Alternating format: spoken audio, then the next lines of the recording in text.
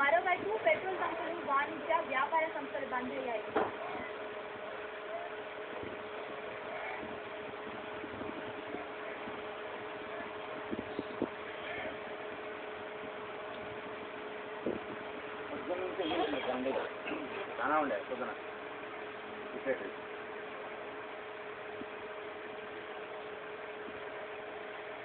Telangana JAC పిలుపులో భాగంగా ఆదిలాబాద్ జిల్లాలో బంద్ జరుగుతోంది.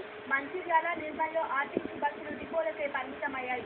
దీంతో ప్రయాణికులు తీవ్ర ఇబ్బందులు పడుతున్నారు. అయితే కొందరు ఆందోళనకారులు నిర్మల్లో ఆర్టీసీ బస్సులను ధ్వంసం చేయడంతో కొద్దిసేపు పరిస్థితి ఉద్రిక్తంగా మారింది.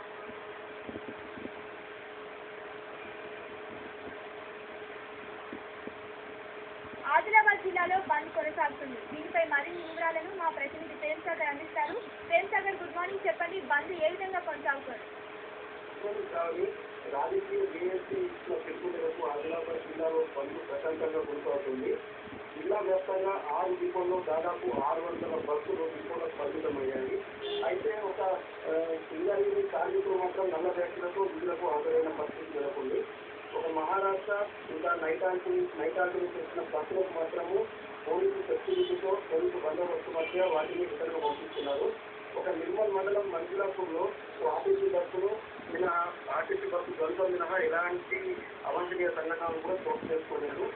ఈ బంద్కు టీఆర్ఎస్, టీడీపీ, కాంగ్రెస్, నాగం వర్గీయులు అందరూ కూడా మద్దతు పలుకుతున్నారు. కావున ప్రేమ్ సాగర్, చెప్పండి, నేతలు బంద్కి మద్దతు పలికేందుకు అక్కడ స్వచ్ఛందంగా అన్ని దుకాణాలని మూసివేయడానికి ప్రయత్నిస్తున్నారు. ఈ నేపథ్యంలో చూసుకుంటే పోలీసులు ఎవరైనా అరెస్ట్ చేసే అవకాశాలు కనిపిస్తున్నాయా?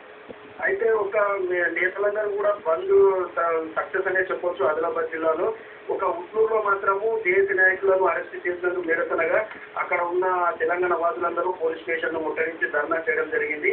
అయితే తెలంగాణ వాదులను విడుదల చేయాలని చెప్పేసి వాటర్ ట్యాంకుపై ఎక్కి తమ నిరసన తెలుస్తున్నారు. ఇప్పుడే మనకు తాజాగా సమాచారం అందింది. Thank you Prem Sagar.